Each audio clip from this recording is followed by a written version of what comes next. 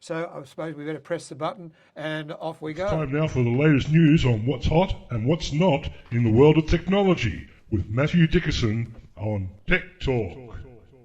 Here on TCFM 88.9. Morning, Matthew. How are you? Yeah, good. Thanks, Richard. Great to be here nice and early. Yes, I know. I can't believe it that you're early. And I get to hear that lovely 11-year-old voice first thing. Yeah, that's Eliza. Isn't she gorgeous? Yeah. And she's done some other stuff for us as well. Yeah, right. She's done the Cravings ads and she's done other bits and pieces which we'll gradually introduce. Yeah, good. But she goes to the academy and she's a bright little thing. Mum comes in with her and Mum has to stay in the outer room. Mum's not allowed in the studio. She comes in and she has to record it all by herself. Mum puts her off, apparently. Yeah, right. Fair enough, too. Mums do that. Mums do that. So Mum was last time with her back to the wall doing something on her laptop so that where she couldn't be seen. But anyway, out of it, that was, I think, 2 takes. Yeah, right. And she did the Cravings ads. The second one she did, where she says hello and then talks about Mum and Dad, I think that was 2 takes as well. The other one's a bit longer. Yeah, good. And she's very quick. Put the rest of us to shame. Well, tell me about it, yeah. Oh, yeah. I had to read the news yesterday morning and I'm thinking, oh, will I make a mistake? One slight one. But anyway, Dyson. This is incredible. I want a set of these headphones. They blow air into you. There's purified air. Tell me about it. So Dyson obviously well known for vacuum cleaners, Yes. and they're well known for moving air around, and they're I've got well known for, I've got a Dyson. there you go, they're well known for their creativity, some innovations they have. Now people have been saying to Dyson, why don't you have something that helps with the air that we breathe as well? And so they've looked at a few different things there, and so they've now come up with something that I don't think will actually go very well. But it's Dyson, they like to try different things. So they've gone into acoustics for the first time. They haven't had any high quality headphones. They've got now noise cancelling headphones, but the noise cancelling headphones, they've got a front mask that sits in front of your mouth. And so effectively what happens is it's actually purifying the air, bringing the air in, taking that air and blowing it across your mouth and nose. So you're breathing in purified air. It's not touching your face. They took feedback from consumers who were very frustrated with their masks. They hated the fact their mask was on their face. People couldn't hear them when they spoke. So they built headphones combined with an air purifier that's your own personal air purifier. It'll take various pollutants out of the air, brake dust, all sorts of things in there.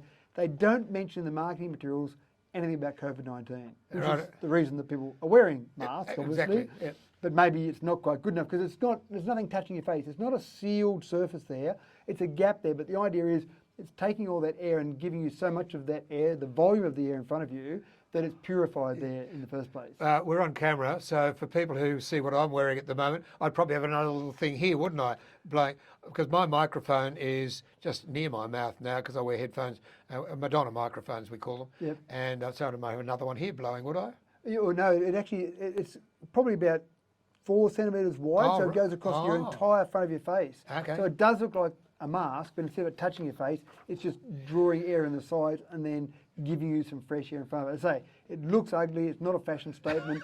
I'm not sure that it's going to actually take off, but again, Dyson, I like the fact that they try things. Yeah, this is not a fashion statement either. It's not, is it? No. But you probably don't walk down the street. I think with these ones, they're hoping people will walk down the street, listen to their music and be breathing their nice purified air. All right.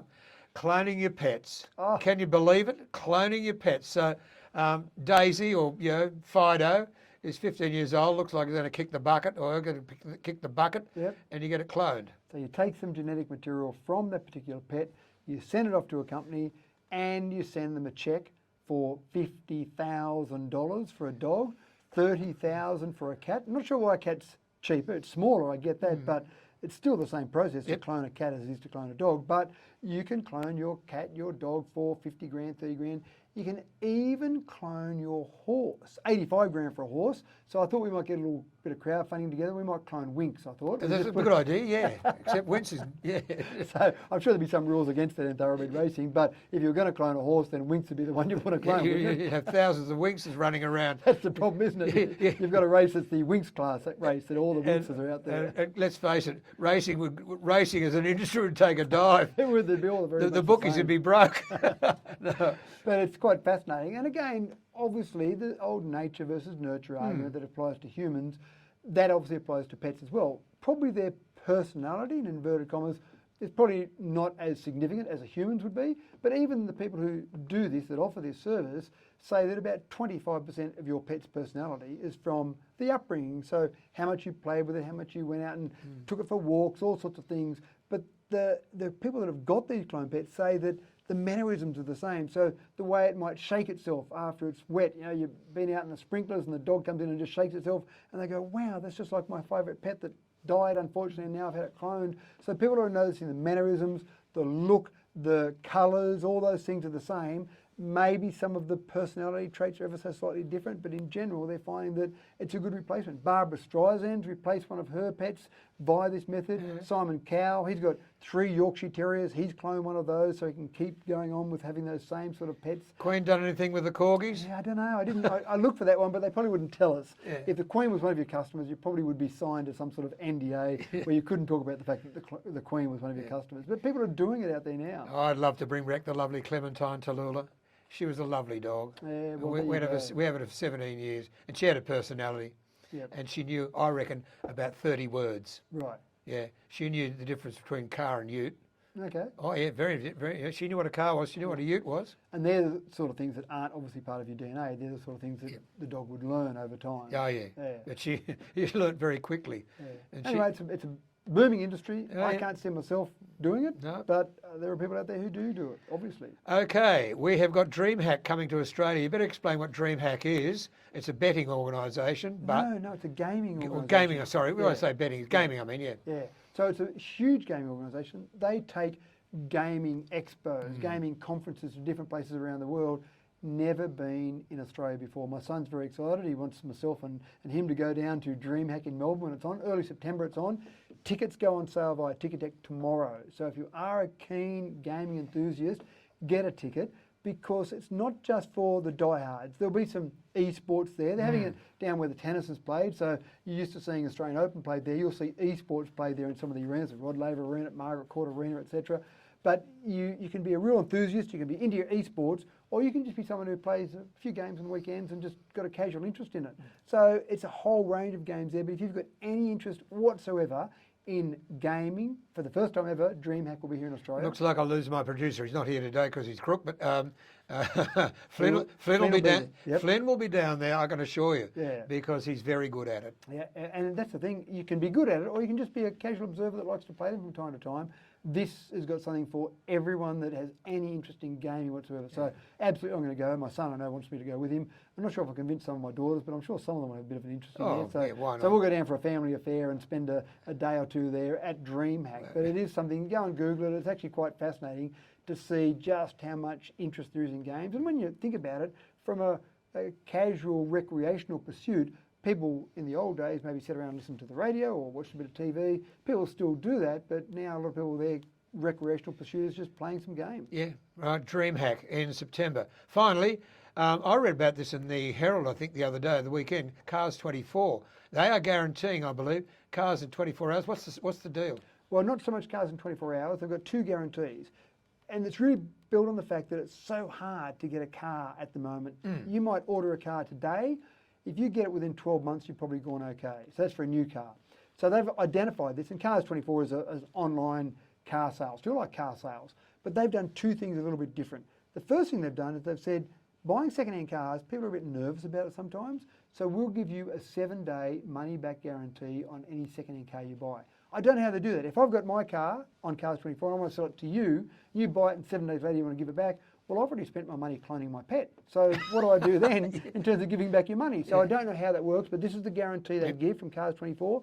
But the second thing, and I think this is the thing that will really make a difference, they guarantee when you buy a car on Cars 24, you'll have it within 7 days. And that's the competitive advantage they believe they've got, because wait a year for a new car, go to another online sales site, well, you're trying to negotiate with someone, how do I come and pick it up, when can I come and see it? They say, we'll get that car to you within 7 days. Okay, so they don't get to you in 7 days. What happens then? Don't know.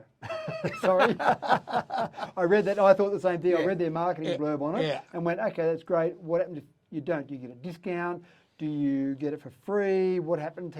What's the compensation if you don't get it within 7 days? Maybe they're not even entertaining that. They're just saying, we'll get it to you within 7 days no matter what. So for someone that wants a car And I've actually had people in Dubbo who've said they've moved to Dubbo, they've got a job in Dubbo, they found somewhere to live, which is difficult, and then they've said they found it hard to get to work because they haven't been able to buy a new car.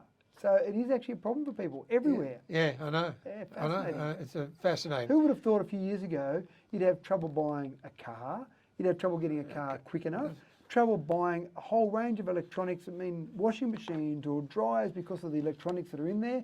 It just isn't something we contemplated a few years ago that we would have so much difficulty buying stuff. Mate, I put a deposit on a Spa in September last year. It arrives on Friday. I hope you're listening, Willie and Margie. It's coming on Friday. You've got to pick it up for me. WJS Removals, one of our sponsors. It's coming on Friday. They're guaranteed it'll be here on Friday. Yeah. I mean, that's how long it's taken. And again, you would have thought in the past, various industry, businesses would have said, sure, we've got more demand, we'll just ramp up our production and we'll be able to deliver that. But it's at the moment the demand is so high and various constraints in production means that people can't get the products they want, which is just a different world. Yeah, I went to the Spa World. I had to go to Canberra anyway, but I went to the Spa World in Canberra. I'm getting it from, and I said to the bloke there. He said he had a few spas there. He said, "See all that area there? We've redone, they've rebuilt the whole thing. Yeah. We can't fill it up with anything because we can't get spas." Because Well- I was complaining to them about why is it taking so long? Yep. They just can't get them off the boat. That's right, and it's a bit like car yards now. You go and look at a car yard, there's all this empty space where normally there would have been all these cars ready to sell. Indeed. Yeah, Indeed. So Anyway. fascinating world. So Cars 24 have said, we're onto it. We know the pain points for people out there. We're going to address those pain points. So All I right. like it. Matt, good talking with you. It's 9:20. You've got to go. You've got to be somewhere at 10 o'clock. Exactly. Because you're a busy boy these days. Take your tech hat off and put your other hat on. And Literally. literally, and we'll chat with you shortly. Matthew Richard. Dickinson, folks, DCFM 88.9, 9:20.